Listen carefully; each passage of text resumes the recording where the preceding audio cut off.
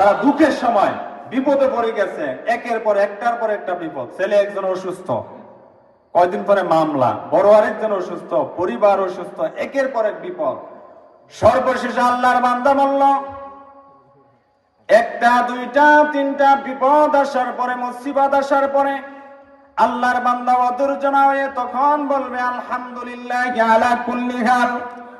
সর্ব অবস্থায় আল্লাহর উপর তাওয়াক্কুল করি, সর্ব অবস্থায় আল্লাহর উপর প্রশংসা করে, আল্লাহর উপর আমি খুশি আছি।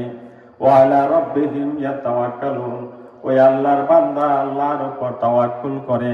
আর তাওয়াক্কুল করতে পারলে আপনাকে আল্লাহ পাক রব্বুল আলামিন অগণিত রিজিক দান করবেন। সবাই মিলে সুবহানাল্লাহ। লাউ আন্নাকুম তাতাওয়াক্কালুনা আলাল্লাহি হাক্কা তাওয়াক্কুলিহি লারাযাকাকুম কামা ইয়ারযুকুত তায়রা তাগদু খিসামান ওয়া তারুহু বিতানান।